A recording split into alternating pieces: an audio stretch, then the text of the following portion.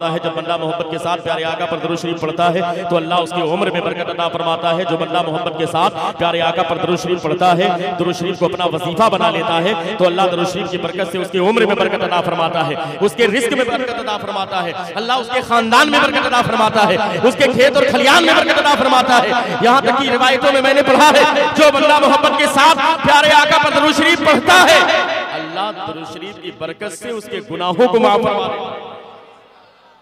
रिवायतें मौजूद है, ना जाने कितने फजाइल व मनाकिब, उलमा इकराम की थोड़ी सी तवज्जो, ना जाने कितने फजाइल व मनाकिब अहादीस की किताब में मौजूद, ना जाने कितनी रिवायतें मौजूद हैं, ना जाने कितने अकवाल सहाबा के मौजूद हैं, ना जाने कितने अकवाल ताबईन के बुजुर्गान दीन के मौजूद हैं जो दुरूद शरीफ की फजाइल पर दलालत करते हैं।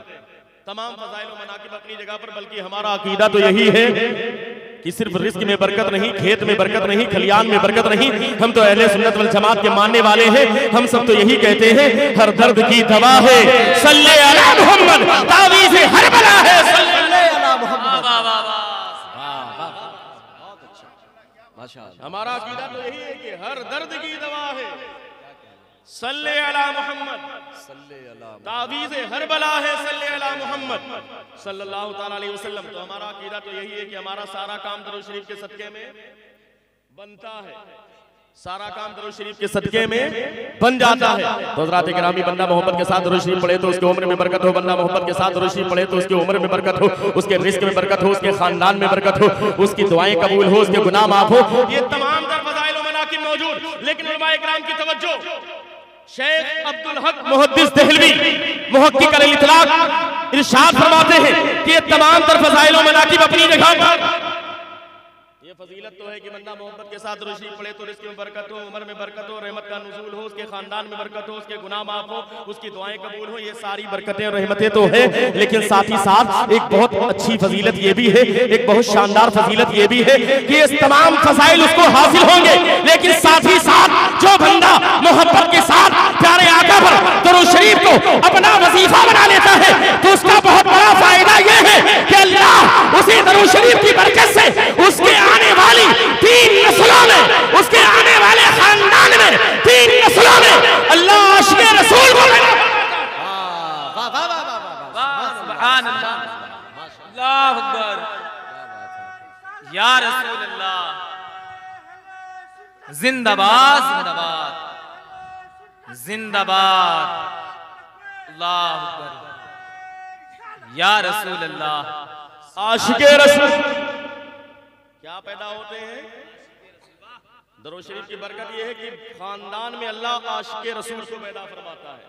और अगर आपको यकीन ना आए तो चलो बरेली शरीफ, जिन्होंने दरूद शरीफ पढ़ना हमें सिखाया है, जिन्होंने सलातो सलाम पढ़ना हमें सिखाया है, हमें आला हज़रत ने खुद भी पढ़ा, दूसरों को सिखाया और ऐसा पढ़ा कि अल्लाह ने आला हज़रत को आशिक़े रसूल बना दिया, हुज्जतुल इस्लाम को आशिक़े रसूल बनाया, अल्लाह ने मुफ्ती आज़म हिंद को आशिक़े रसूल बनाया, अल्लाह ने ताजुश शरीया को, सुभान अल्लाह, जिंदाबाद। आशिक़े रसूल, आशिक़े रसूल, ये बरकत किसकी है? दरूद शरीफ की बरकत है।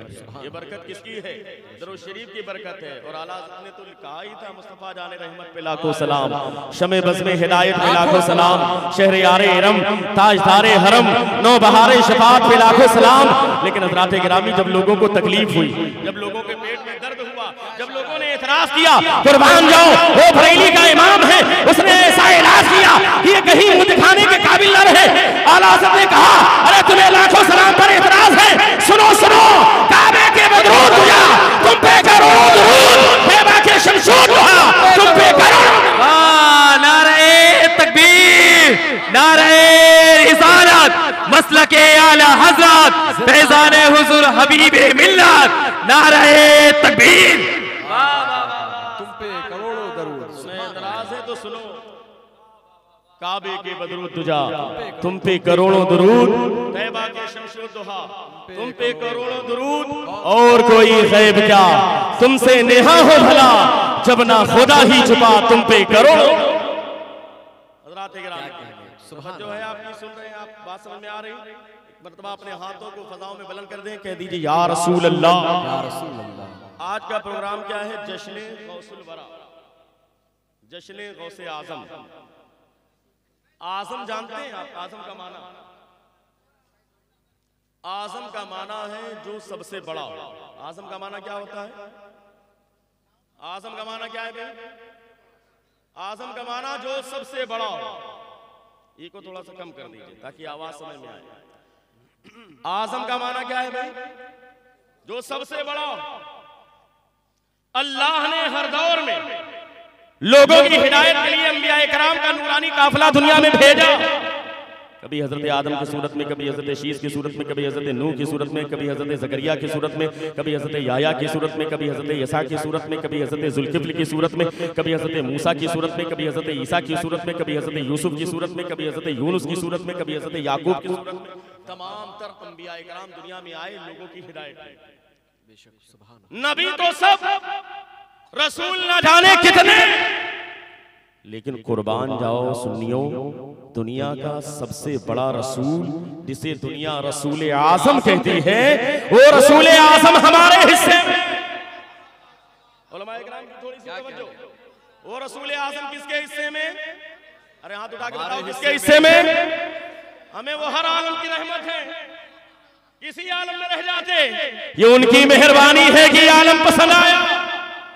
तो रसूल तो सब, नबी तो सब, बहुत अच्छा, लेकिन सबसे बड़ा रसूल रसूल आज़म। रसूल आज़म जो सबसे बड़ा दुनिया का रसूल, वो किसके हिस्से में आया? हमारे हिस्से में। हम तो गुनहगार हैं, सियाकार हैं, लेकिन ये उनका कर्म है कि वो इस आलम में तशरीफ लाए। हजरात गिरामी, जब दौर आता है इलेक्शन का तो ना जाने कितने सदाकत के अलंबरदार उठते हैं, और जब पोस्टर लिखा जाता है तो उसमें बैनर पे यही लिखवाते हैं कि सबसे ईमानदार, सच्चा, पता नहीं क्या क्या लिखवाया जाता है। हमारे यहाँ इस वक्त इलेक्शन होने वाला है नगर पंचायत का, तो उसमें बोर्ड में जगह जगह लिखा है, जिसने कभी सच ना बोला हो वो भी लिखवाता है सबसे सच्चा ईमानदार। लिखवाते हैं कि नहीं लोग? ना जाने कितने दुनिया में सच्चे आए और आते रहेंगे, जाते रहेंगे। जो सदाकत का ठेका लेकर के बैठे हैं, कहते हैं कि सदाकत के ठेकेदार तो हम ही हैं, सच बोलना तो हमारी पहचान है। लेकिन कुर्बान जाओ गुलामों, कसम खुदा की, सुनियो, नाज करो अपनी किस्मत पर। दुनिया में सदाकत का सबसे बड़ा अलमदार, जिसको अल्लाह ने अपने महबूब के सदके में सदाकत का टाइटल अता फरमाया, वो सिद्दीक़ अकबर, वो सिद्दीक़ आज़म भी हमारे हिस्से में। जिंदाबाद, वाह वाह वाह वाह। वो सबसे बड़ा सिद्दीक़, सुभान अल्लाह, सबसे बड़ा सिद्दीक़ किसके हिस्से में? हमारे हिस्से में। अरे भाई बोल देंगे तो आपका नुकसान नहीं होगा। किसके हिस्से में? हम गुलाम हैं। और याद रखना, कसम खुदा की, यहाँ फरिश्ते मौजूद हैं, जिसने कह दिया कि हम सिद्दीक़ अकबर के मानने वाले हैं, तो कल मैदान महशर में फरिश्ते उसकी गवाही देंगे। सबसे बड़ा सिद्दीक़ किसके हिस्से में? हमारे हिस्से में। इसी तरीके से अगर देख लीजिए, किसी जज से मुलाकात करें हाई कोर्ट में, तो वो कहेगा कि आज तक मैंने इंसाफ ही किया। हालांकि हमेशा ले दे करके काम वो कर देता है। झूठ को सच और सच को झूठ करना ये इंडिया में कोई बड़ी बात नहीं है कि नहीं? लेकिन इसके बावजूद कितने काजी हैं, वो कहते हैं कि सच बोलने का ठेका हमने ले रखा है, इंसाफ का ठेका हमारे ऊपर है। गांव का चौधरी, गांव का सरपंच कहता है कि मेरी जिम्मेदारी है कि मैं इंसाफ करूं। ना जाने कितने इंसाफ पर दुनिया में पैदा हुए और पैदा होते रहेंगे, लेकिन कसम खुदा की, अल्लाह ने अपने महबूब के सदके में अदालत का ताजदार और अदालत का अलंबरदार जिस बंदे को बनाया है, वो दुनिया में सबसे बड़ा अदालत का अलंबरदार फारूक आज़म हमारे हिस्से में। जिंदाबाद। वो सबसे बड़ा फारूक किसके हिस्से में? हमारे हिस्से में। बुलंद आवाज से किसके हिस्से में? तो रसूल मिला तो रसूल आज़म, रसूल मिला तो रसूल सिद्दीक मिला तो सिद्दीक आज़म, फारूक मिला तो फारूक आज़म। पता क्या चला? जितने बड़े वाले हैं किसके हिस्से में? हमारे हिस्से में।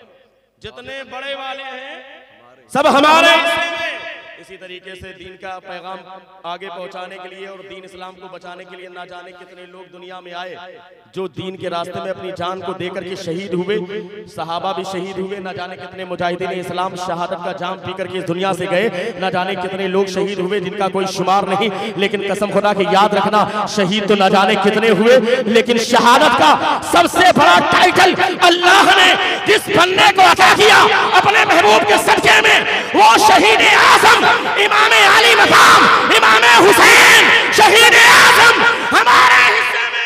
जिंदाबाद, वाह वाह वाह वाह वाह वाह। वो शहीद आज़म सुभान अल्लाह, किसके हिस्से में? हमारे हिस्से में। बहुत बुलंद आवाज से तो या हुसैन।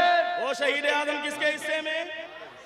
हमारे हिस्से में। रसूल मिला तो रसूल आजम, सिद्दीक मिला तो सिद्दीक आजम, फारूक मिला तो फारूक आजम, शहीद मिला तो शहीद आजम। बड़ी तेजी के साथ गुफ्तगू को मैं आगे बढ़ाता हूँ, वक्त काफी कम है। इसी तरीके से दुनिया में मसाइल के एतबार से अल्लाह ने तमाम मसाइल को 4 मजहब में तब्दील कर बांट दिया, 4 हिस्सों में, और उसकी हिकमतें अपनी जगह पर है। लेकिन सबसे बड़ी हिकमत यह है कि मेरे महबूब की कोई अदा दुनिया से जाये ना हो। मेरे महबूब की कोई अदा दुनिया से जाये ना हो। मजहब को 4 में तकसीम किया। एक मजहब के इमाम का नाम इमाम मोहम्मद बिन इदरीस शाफई है, एक मजहब के इमाम का नाम इमाम मालिक है, एक मजहब के इमाम का नाम इमाम अहमद बिन हंबल है, और एक मजहब के इमाम का नाम इमाम नोमान बिन साबित अबू हनीफा। 4 हक पर है, अहले सुन्नत वल जमात से है। दलील का मामला अपनी जगह पर, नासिक और मंसूख का मामला अपनी जगह पर, गुफ्तगू करनी हो तो उलमा करते हैं, शुरू से बचपन से करते आ रहे, वो मामला अपनी जगह पर। लेकिन 4 हक है, 4 अहले सुन्नत वल जमात, 4। और जो 4 को छोड़ करके गैर मुकल्लिद बन जाए तो उसका कहीं ठिकाना नहीं, वो बगैर इंजन के डब्बा है।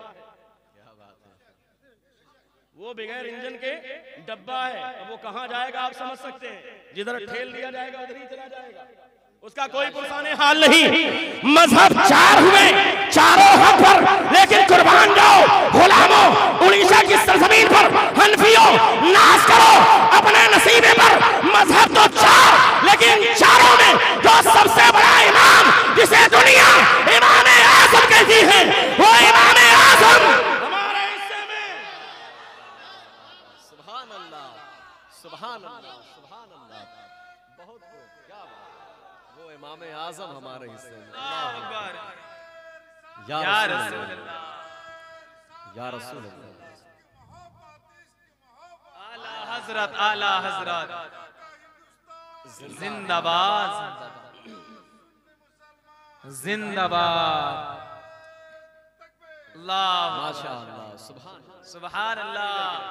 रसूल मिला तो रसूल आजम, सिद्दीक मिला तो सिद्दीक आजम, फारूक मिला तो फारूक आजम, शहीद मिला तो शहीद आजम, इमाम मिला तो इमाम आजम। सारे बड़े वाले इधर ही आ रहे हैं, जब बड़े आ जाएंगे तो छोटे तो उनके सदके में आ ही जाएंगे, है कि नहीं?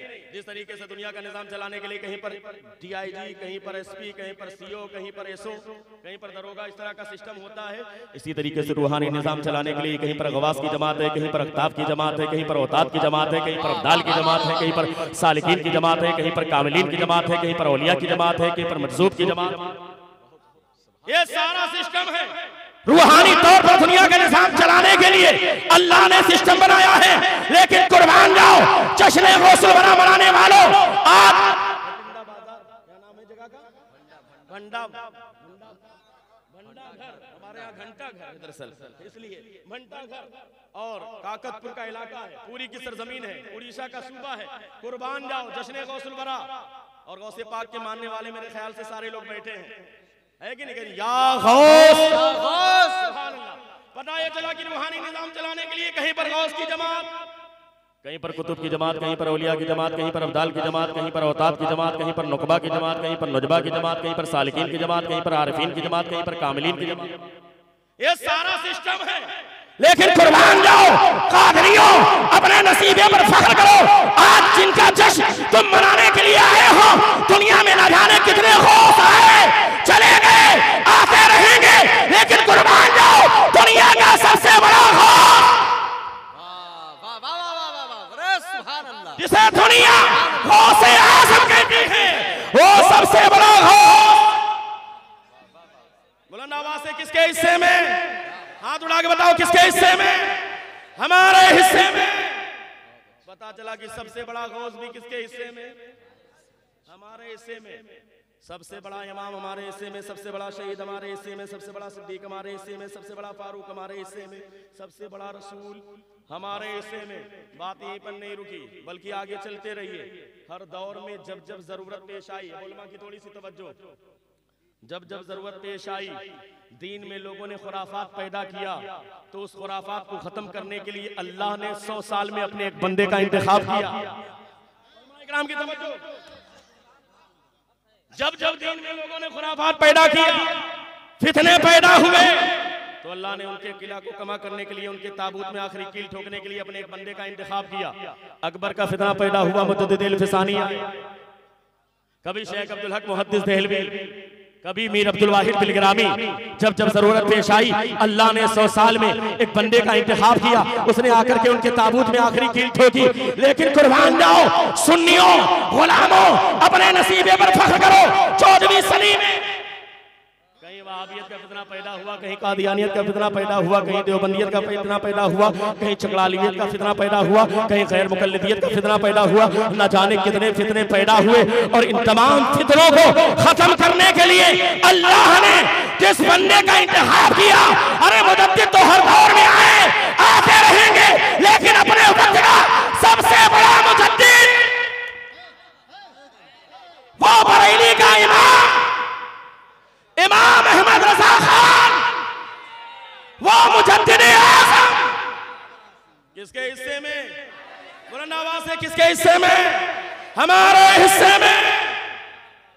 पता क्या चला? दुनिया का सबसे बड़ा मुजद्दिद आज़म किसके हिस्से में? किसके हिस्से में? हमारे हिस्से में। रसूल मिला तो रसूल आज़म, सिद्दीक मिला तो सिद्दीक आज़म, फारूक मिला तो फारूक आज़म, शहीद मिला तो शहीद आज़म, इमाम मिला तो इमाम आज़म, गौस मिला तो गौस, मुजद्दिद मिला तो सारे बड़े वाले। बात यहीं पर नहीं रुकी, बल्कि जब हुकूमत अजीबो गरीब थी और बहुत सारे नाम के मुफ्तियों ने अब पैसे लेकर के ईमान का सौदा कर लिया, बहुत सारे नाम के मुफ्तियों ने, सबने नहीं, बहुत सारे जमहूर हैं, नाम के मुफ्तियों ने पैसे लेकर के ईमान का सौदा कर लिया और हुकूमत के खिलाफ फतवा ना दिया। ऐसे दौर में बरेली के इमाम का शहजादा मुस्तफा रजा खान की सूरत में, अरे मुफ्ती तो न जाने कितने हुए, होते रहेंगे, लेकिन अपने वक्त का सबसे बड़ा मुफ्ती, अपने वक्त का सबसे बड़ा मुफ्ती, जिसे दुनिया मुफ्ती आज़म कहती है, वो मुफ्ती आज़म भी, बुलंद आवाज से वो मुफ्ती आज़म भी हमारे हिस्से में, वो मुफ्ती आज़म भी हमारे हिस्से में। तो सबसे जो बड़े वाले हैं वो सब कहाँ आ रहे हैं? हमारी तरफ।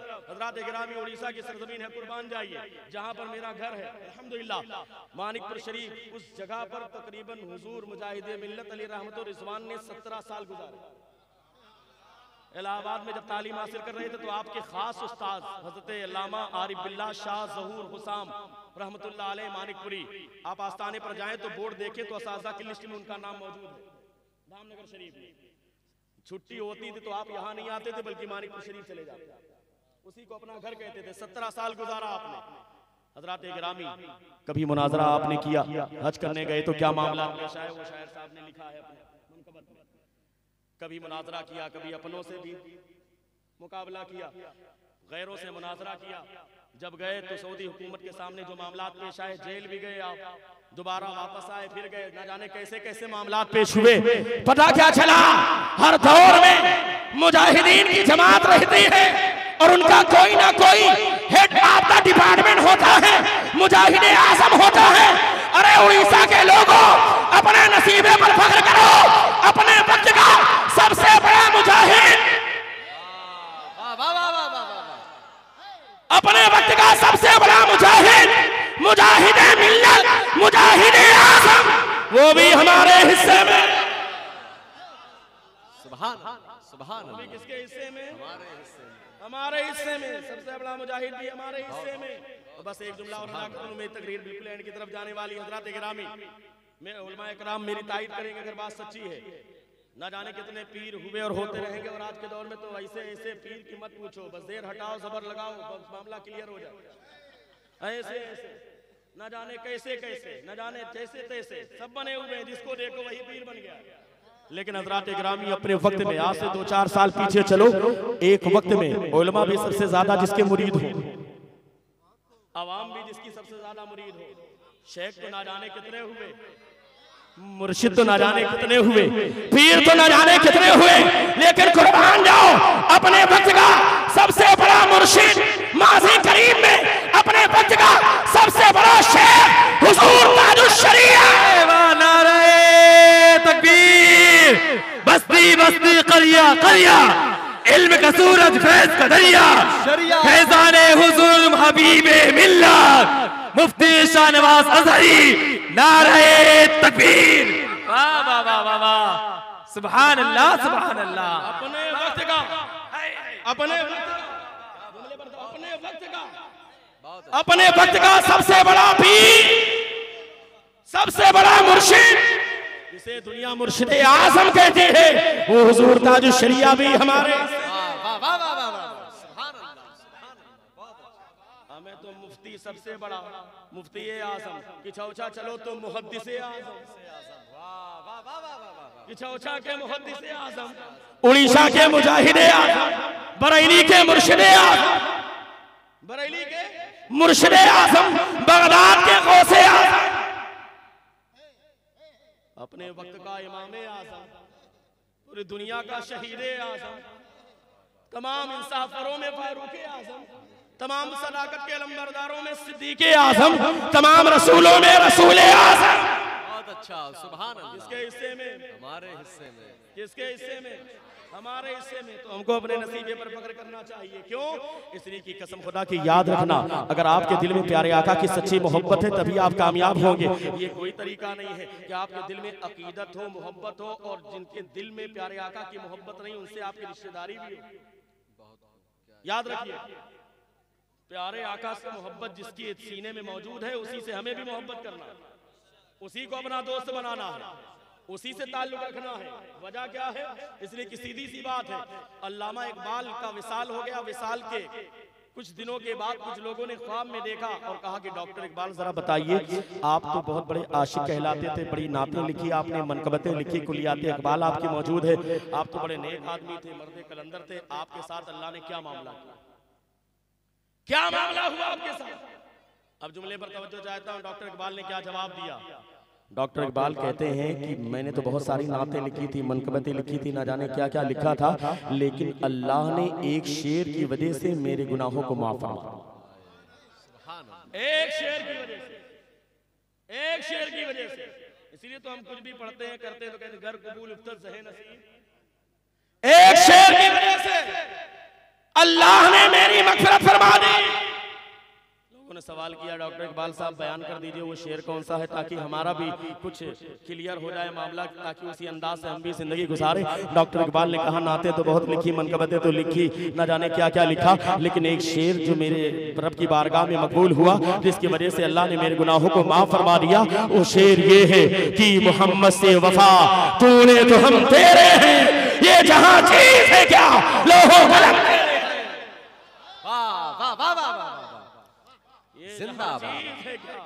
लोहो कलम तेरे, लोहो कलम तेरे। बहुत अच्छा। इसलिए हज़रात किरामी अभी भी वक्त है, बदल दो वक्त को परवानों खुदा के लिए, चिराग बन के चलो बज़्म मुस्तफ़ा के लिए। अपने दिल में सच्ची मोहब्बत रखो प्यारे आका की, लेकिन याद रखें इश्क है तो इश्क का इजहार होना चाहिए, हर गली कूचे में ये प्रचार होना चाहिए। अगर आप जश्न गौसुल वरा में आए हैं तो आपका तरीका इस्लामी तरीका होना चाहिए। अगर आप गौसो ख्वाजा रज़ा के मानने वाले हैं, अगर आप मुजाहिद मिल्लत के चाहने वाले हैं, अगर आप आला हज़रत के नाम का नारा लगाने वाले हैं, अगर आप ये कहते हैं कि गौस का दामन हमारे हाथों में है, ख्वाजा का दामन हमारे हाथों में है, रज़ा का दामन हमारे हाथों में है, तो याद रखना ये दावा है।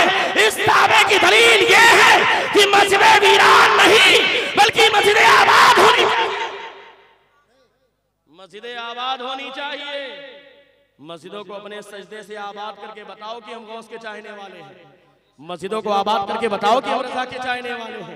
मस्जिदों को आबाद करके बताओ कि हम आला हज़रत के चाहने वाले हैं, मानने वाले हैं। ये नहीं कि सिर्फ जलसे में चले आए, हमने नारा लगा लिया, अरे यार रज़ा का दामन हमारे हाथों में है, दावा है। इस दावे की दलील ये है कि कुरान पाक ताकों की जीनत नहीं बल्कि उसकी तिलावत होनी चाहिए। ख्वाजा का दामन हमारे हाथों में है तो एक दावा है। इस दावे की दलील ये है कि माँ बाप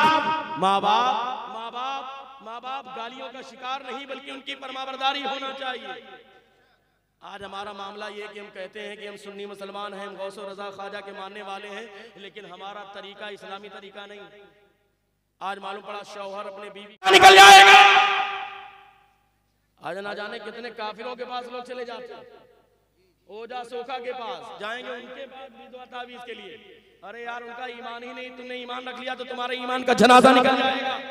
ईमान तुम्हारा खत्म हो जाएगा। लेकिन हज़रात गिरामी हमें एहसास नहीं होता।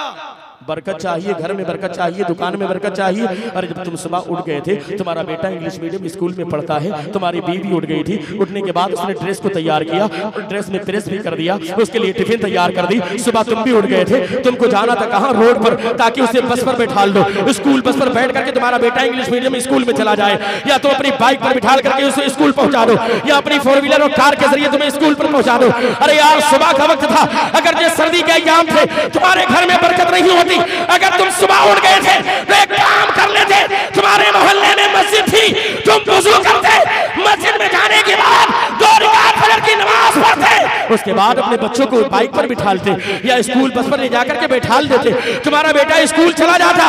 अगर तुम्हारा तरीका ये होता तो याद रखो तुम्हारा बेटा कामयाब भी हो जाता, तेरे घर में अल्लाह की रहमत का नुज़ूल। बहुत अच्छा, सुभान अल्लाह।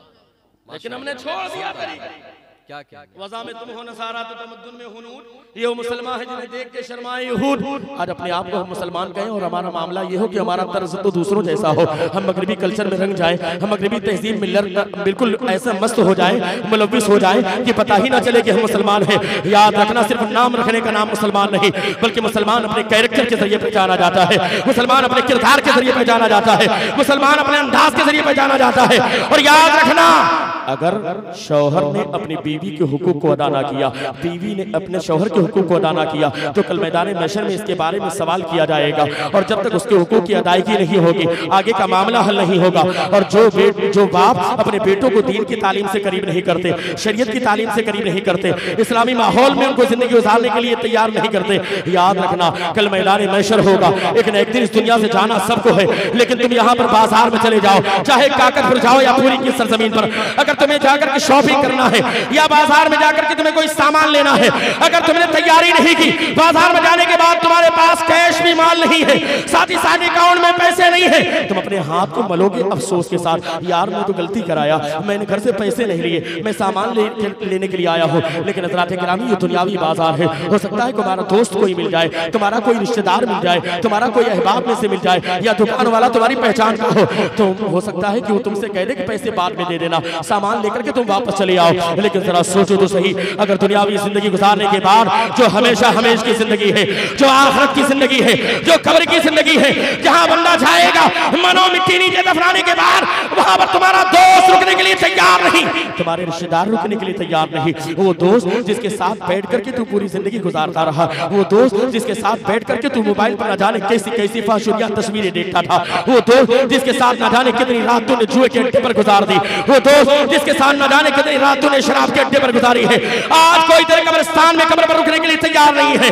मनो मिट्टी नीचे दफनाने के बाद आज लोग वापस आ गए। हाय गाफिल, वो क्या जगह है जहां 5 जाते हैं 4 फिरते हैं। हज़रात गिरामी 5 मिनट में मेरी गुफ्तगू मुकम्मल होने वाली है, तवज्जो के साथ जुमले पर तवज्जो चाहता हूं, हो सके तो सीने में लेकर के इसे वापस जाना, अपनी जिंदगी में इनकलाब पैदा करने की कोशिश करो, अल्लाह उसके रसूल के तरीके को अपनाओ, ताकि दुनिया में तुम्हें कामयाबी मिले और आखिरत में भी कामयाबी मिल जाए। हज़रात गिरामी कब्र का मंजर जरा याद करो, एक न एक दिन दुनिया से जाना तो जरूर है। अरे यार तुमने कमाया किस लिए है, तुम दौलत के पीछे रातों दिन भागते हो, तुम रातों दिन दौलत के लिए परेशान हो, तुमने न जाने कितने अकाउंट में पैसे रखे हैं, न जाने कितनी तिजोरी में पैसे रख रखे हैं, न जाने कहां कहां पर जमीन में काट करके पैसे रख रखे हैं। लेकिन जरा सोचो तो सही, क्या ये माल तुम ले जा सकते हो? नहीं नहीं, तुम खाली हाथ दुनिया में आए थे और खाली हाथ दुनिया से चले जाओगे। सिर्फ 4-5 मीटर कपड़ा ही तुम्हारे हाथ आएगा, उसे लेकर के तुम कब्र के अंदर चले जाओगे। सिकंदर दुनिया पर हुकूमत करने के बाद उसने एक जुमला कहा था, अजीब गरीब मामला है, आखिरी वक्त में उसने वसीयत की थी, ऐ मेरे वजीरों एक काम कर लेना, ऐसा करना जब मेरा इंतकाल हो जाए, इंतकाल के बाद तुम मुझे गुस्ल देना, गुस्ल देने के बाद मुझे कफन पहनाना, कफन पहनाने के बाद एक काम करना, कफन से दोनों मेरे हाथ को बाहर निकाल देना, मेरे जनाजे को पूरे शहर में घुमाना। न जाने कितने मुल्कों पर अल्लाह ने मुझे हुकूमत अता की है, लेकिन एक काम करना, मेरे जनाजे को पूरे शहर में घुमाना। वजीरों ने कहा था अजीब गरीब मामला है, बादशाह सलामत आपके जनाजे को घुमाया जाए, ये तो अच्छी बात है, लेकिन आपके दोनों हाथ को बाहर निकाल लिया जाए, ये बात समझ में नहीं आती। सिकंदर ने कहा था ताकि जमाना देख ले कि पूरी दुनिया पर अल्लाह के करम से जिसे अल्लाह ने हुकूमत अता की थी, तो वो दुनिया से जा रहा था तो उसके दोनों हाथ खाली थे, उसके हाथ में कुछ नहीं था, उसके दोनों हाथ खाली थे। जरा सोचे तो सही, खाली हाथ दुनिया में आए हैं, खाली हाथ दुनिया से चले जाएंगे, लेकिन ज़ाते गिरामी में एहसास नहीं होता। एक ना एक दिन दुनिया से इंसान चला जाएगा और आखिरत की मंजिल तो अजीब गरीब मंजिल है। वो अंधेरा घर, अकेली जान, दम घुटता, दिल उकता था। खुदा को याद कर प्यारे, वो साथ आने वाली है। कुल्लु नफ्सिन ज़ाइक़तुल मौत, हर नफ्स को मौत का मज़ा चखना है। फ़इज़ा जाअ अजलुहुम ला यस्तअख़िरूना साअतन वला यस्तक़दिमून। जब मौत का वक्त आ जाता है तो इसमें एक सेकंड भी तब्दीली नहीं होती। इंसान दुनिया से चला जाएगा, उसका कोई पुरसाने हाल नहीं। वो कब्र के अंदर है, खड़े हैं मुनकर नकीर सर पर, न कोई हामी न कोई यावर। बचा लो आकर मेरे पैगंबर, ये सख्त मुश्किल जवाब में है। हज़रात गिरामी, वहाँ तो सिर्फ सरकार काम आने वाले हैं, लेकिन जब सरकार के तरीके को हमने अपनाया होगा तो सरकार कब्र में आने के बाद मुस्कुराएंगे, और कहीं आने के बाद अगर अपने चेहरे को फेर लिया तो समझ लेना फिर आखिरत भी हमारी तबाह बर्बाद हो जाएगी। इसलिए हज़रात गिरामी, अभी भी वक्त है, बदल दो वक्त को परवानो खुदा के लिए, चिराग बन के चलो बज़्म मुस्तफ़ा के लिए। और फिर उसके बाद तो हश्र की मंजिल है। मौलाए कायनात मौला अली शेर खुदा फरमाते हैं, कब्र हश्र की पहली मंजिल है। जो यहाँ पर बच गया वो आगे भी बचता चला जाएगा, जो यहाँ पर फंस गया वो आगे भी फंसता चला जाएगा। हज़रात गिरामी, तवज्जो के साथ बस एक हदीस पाक सुने, उसके बाद मेरी गुफ्तगू मुकम्मल हो जाए। मैदान महशर है, नफ्सी नफ्सी का आलम है, कोई किसी का पुरसाने हाल नहीं है। सूरज सवाने से पर है, जमीन तांबे की है, कोई पसीने में डुबकी लगा रहा है, किसी का पसीना टकने तक, किसी का घुटने तक, कोई पसीने में डुबकियां लगाए। ऐसे आलम में अजीब व गरीब मंजर है। यौमा यफिरुल मरउ मिन अखी व उम्मिही व अबी व साहिबतिही व बनी लिकुल्लि इम्रिइन यौमइज़िन शान युगनी। आज तो हर इंसान की अपनी शान अलहदा है, कोई किसी का पुरसाने हाल नहीं। अजीब व गरीब आलम है, अजीब व गरीब मंजर है। खुदाए का हार है गज़ब पर, खुले हैं बदकारियों के दफ्तर। बचा लो आकर मेरे पैगंबर, इस सख्त मुश्किल हिसाब में है। हज़रात गिरामी, वहाँ तो कोई पूछने वाला नहीं है, कोई पुरसाने हाल नहीं है। जरा सोचे तो सही, नामे अमाल में नेकियां नहीं होगी तो हमारा क्या हाल होगा। कहीं हमसे सवाल होगा कि तुमने जवानी किस रास्ते में फना कर दी, जवानी किस रास्ते में गुजारी है। अगर हमने जवानी जुए के अड्डे पर गुजारी होगी, अगर जवानी हमने खुराफात में गुजारी होगी, तो जरा सोचे क्या सवाल का जवाब बन पड़ेगा। हज़रात गिरामी, अभी भी वक्त है, आओ अल्लाह के रास्ते के करीब आ जाओ। वो आतसिमू बिहब्लिल्लाहि जमीआ, अल्लाह की रस्सी को मजबूती से थाम लो। और माँ बाप की जिम्मेदारी है कि अपने बच्चों को अच्छी तालीम और अच्छी तरबियत से आरास्ता और पैरास्ता करें, उन्हें शरीयत से करीब करें, उन्हें इस्लाम से करीब करें। इसलिए कि अगर तुमने इस्लाम से उन्हें करीब ना किया तो ये रवायत सुनते जाओ। माँ बाप की जिम्मेदारी सिर्फ ये नहीं है कि वो बच्चों को पैदा करें कि 5 बच्चे हमारे हैं, 6 बच्चे हमारे हैं, उनका बिजनेस अच्छे अंदाज में सेट कर दें, उनको डॉक्टर इंजीनियर बना दें। नहीं, कामयाबी तो इसमें है कि आपका बेटा दीनदार कितना है, आपका बेटा इस्लाम का जानकार कितना है, शरीयत का पाबंद कितना है। अगर आपका बेटा दुनिया में दीनदार होगा, कसम खुदा की कब्र में उसके माँ बाप को सलाम मिलता हुआ नजर आएगा। लेकिन अगर तुम्हारे पैसों की बुनियाद पर तुम्हारा बेटा दुनिया में याशी करेगा तो याद रखना कब्र में माँ बाप को भी हिसाब दिया जाएगा। तो छोटी सी रिवायत सुने, मैदान महशर है, नफ्सी नफ्सी का आलम है, अल्लाह का आर्डर है, फरिश्ते हुक्म देते हैं एक इंसान के लिए कि अल्लाह ने हुक्म दिया है कि इस नौजवान को जहन्नम में डाल दिया जाए। एक नौजवान इंसान है, उसके बारे में मैदान महशर में हुक्म दिया जाएगा, इसे जहन्नम में डाल दिया जाए। फरिश्ते उसे पकड़ेंगे और पकड़ने के बाद उसे जहन्नम के करीब ले जाने का इरादा करेंगे। हज़रात गिरामी, थोड़ी सी छोटी सी रिवायत है, उसे मुलाहिज़ा करें, मेरी गुफ्तगू मुकम्मल हो जाए। और माँ बाप को चाहिए कि अपने बच्चों की तरबियत पर ध्यान दें और इस हदीस पाक को अपने सीनों में सजा करके लेकर के जाएं। मैदान महशर नफ्सी नफ्सी का आलम है, नौजवान इंसान है, अल्लाह का हुक्म है, फरिश्ते उसे पकड़ेंगे, जहन्नम में ले जाने का इरादा करेंगे। जब जहन्नम से के करीब ले जाने का इरादा करेंगे, वो नौजवान इंसान अल्लाह की बारगाह में रिज़ा पेश करेगा। फरिश्तों के वसीले से कहेगा, ऐ फरिश्तों, अल्लाह की बारगाह में मैं रिज़ा पेश करना चाहता हूँ। मैं नौजवान इंसान हूँ, मैं गुनहगार हूँ, सियाकार हूँ, बदकार हूँ। न जाने कितनी रातें मेरे गुनाहों में गुजरी है, न जाने कैसे कैसे गुनाहों में मैंने जिंदगी गुजारी है, सर से लेकर के पैर तक मैं गुनाहों में मुलव्विस हूँ। लेकिन मैं थोड़ी देर के लिए मोहलत चाहता हूँ, थोड़ी देर का मैं वक्फा चाहता हूँ, थोड़ी देर का वक्फा मुझे मिल जाए, उसके बाद मुझे जहन्नम में डाल दिया जाए, मुझे कोई इतराज नहीं। मुझे इतराफ है इस बात का कि मैं मुजरिम हूँ, मुझे इस बात का इतराफ है कि मैं गुनहगार हूँ, सियाकार हूँ, बदकार हूँ। हज़रात गिरामी, थोड़ी देर के लिए जब मोहलत के लिए वो अरीज़ा पेश करेगा, फरिश्ते अल्लाह की बारगाह में अरीज़ा पेश करेंगे, ऐ पालनहार परवरदिगार, ये तेरा बंदा है जिसे जहन्नम में जाने का तूने हुक्म दिया है, जहन्नम में डालने का तूने हुक्म अता फरमाया है। लेकिन इस बंदे ने थोड़ी देर के लिए मोहलत मांगी है, थोड़ी देर के लिए इसने वक्फा मांगा है, क्या इसको थोड़ी देर के लिए मोहलत दे दी जाए? अल्लाह रब्बुल इज्जत के दरियाए करम में जोश पैदा होगा, रब्बे कायनात इरशाद फरमाएगा कि थोड़ी देर के लिए इसे मौका दे दिया जाए, थोड़ी देर के लिए इसे मोहलत दे दिया जाए। हज़रात गिरामी, 1 मिनट में गुफ्तगू मुकम्मल हो रही है, तवज्जो के साथ जुमले को ले उठ करके लेकर के जाइएगा, उसे थोड़ी देर के लिए मोहलत मिलेगी। आज वो नौजवान इंसान है जो मैदान महशर में जब उसे थोड़ी देर के लिए मोहलत मिले मिलेगी। वो कभी पूरब की तरफ जाएगा, कभी पश्चिम की तरफ जाएगा, कभी उत्तर कभी दक्षिण की तरफ जाएगा। आज वो इंसान परेशान हाल है, नौजवान परेशान हाल है, जाए तो कहाँ जाए। चलते चलते चलते चलते भटकते भटकते वो अपने बाप के करीब पहुंचेगा, और जब अपने बाप के करीब पहुंचेगा, पहुंचने के बाद वो अपने बाप के गिरेबान को पकड़ेगा। जरा सोचे तो सही, जिस तरीके से एक पुलिस चोर के गिरेबान को पकड़ती है और पकड़ने के बाद उसे जेल में डाल देती है, काली कोठी में डाल देती है, या मोहल्ले में कोई चोर पकड़ा जाए तो उसे पकड़ करके लोग लेकर के जाते हैं। हज़रात गिरामी इसी तरीके से वो नौजवान बेटा अपने बाप के गिरेबान को पकड़ेगा और पकड़ करके अल्लाह की बारगाह में लेकर के आएगा। फरिश्तों से अर्ज करेगा, ए फरिश्तों, अल्लाह की बारगाह में अरीज़ा पेश करो, ये मेरा बाप है, मैं मुजरिम हूँ, मैं गुनहगार हूँ, सियाकार हूँ, बदकार हूँ, मैं इस्याशार हूँ, मेरी रात गुनाहों में गुजरी है, मेरा दिन गुनाहों में गुजरा है, मुझे इस बात का एतराफ़ है, मैं मुजरिम हूँ। लेकिन ए फरिश्तों, अगर मुजरिम मैं हूँ तो मुझसे बड़ा मुजरिम मेरा बाप है, जिसने दुनिया में मुझे इस्लाम नहीं सिखाया, जिसने दुनिया में मुझे दीन की तालीम नहीं सिखाई, जिसने दुनिया में मुझे शरीयत से करीब नहीं किया, जिसने दुनिया में खुराफात तो मुझे सिखाया है, लेकिन दीन दुनिया में मुझे नहीं सिखाया, इस्लाम दुनिया में मुझे नहीं सिखाया, शरीयत दुनिया में मुझे नहीं सिखाई। इसलिए अगर जहन्नम में मुझे डाला जा रहा है तो मुझसे बड़ा मुजरिम मेरा बाप है, इसे भी जहन्नम में डाल दिया जाए। हज़रात गिरामी जरा सोचो तो सही, अगर बाप के लिए बेटा ऐसा सबब बन जाए कि बेटे की बुनियाद पर बाप को जहन्नम में डाल दिया जाए, तो जरा सोचे इससे बेटों से फायदा क्या है। लेकिन वजह क्या है? इसलिए कि बाप ने अपने बेटे के हक को अदा नहीं किया, इसलिए कि बाप ने अपने बच्चों के हुकूक को अदा नहीं किया, इसलिए कि बाप ने अपनी जिम्मेदारी का एहसास नहीं किया। इसलिए हज़रात गिरामी अभी भी वक्त है, अपने बच्चों को इस्लाम से करीब करो। आप उन्हें डॉक्टर बनाओ, इंजीनियर बनाओ, सब बनाओ, लेकिन सबसे पहले अपने बच्चों को कुरान जरूर पढ़ाओ। खैरुकुम मन तअल्लमल कुरान व अल्लमा, तो में सबसे बेहतरीन इंसान वो इंसान है जो खुद कुरान सीखे और दूसरों को कुरान पढ़ना सिखाए। आप उन्हें अल्लाह के रसूल के तरीके कार के मुताबिक जिंदगी गुजारने के लिए तैयार करो। आप उन्हें अल्लाह के रसूल का वफादार बनाओ, तुम्हें अल्लाह के रसूल का चाहने और मानने वाला बना दो, ताकि वो बंदा कहीं पर रहे, उसे देख करके ज़माना कहे, देखो सरकार का गुलाम जा रहा है, देखो सरकार का आशिक जा रहा है, देखो सरकार का मानने वाला जा रहा है, देखो सरकार का चाहने वाला जा रहा है। हज़रात गिरामी, ये हमारा तरीका होना चाहिए। अगर ये हमारा तरीका होगा तो ज़माना देख कर कहेगा, देखो ख्वाजा का मानने वाला ऐसा होता है।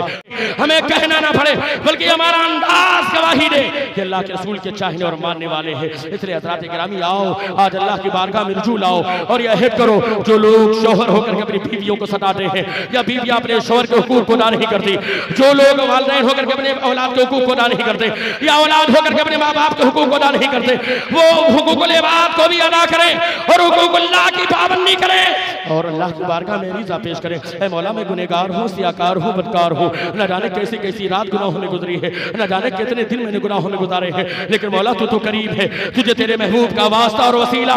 ऐ मौला, मैं गुनहगार हूँ, सियाकार हूँ, बदकार हूँ, लेकिन मौला तू तो करीब है, जिनके सदके में तूने आदम की तौबा को कबूल किया, उसी महबूब का वसीला और वास्ता। ऐ मौला, अपने महबूब के सदके में हमारे गुनाहों को माफ फरमा दे। सारे लोग मिलकर पढ़ें, अस्तगफिरुल्लाह अस्तगफिरुल्लाह अस्तगफिरुल्लाह रब्बी मिन कुल्लि ज़म्बि व अतूबु इलैहि, अशहदु अल्ला इलाहा इल्लल्लाह व अशहदु अन्ना मुहम्मदन अब्दुहु व रसूलुहु, मा अताकुम रसूलु फखुज़ूहु व मा नहाकुम अन्हु फंतहू। जो कुछ रसूल तुम्हें दे उसे ले लो, जिस चीज से मना कर दे उससे रुक जाओ। व आखिरु कलिमाती अल्हम्दुलिल्लाहि रब्बिल आलमीन। अस्सलामु अलैकुम।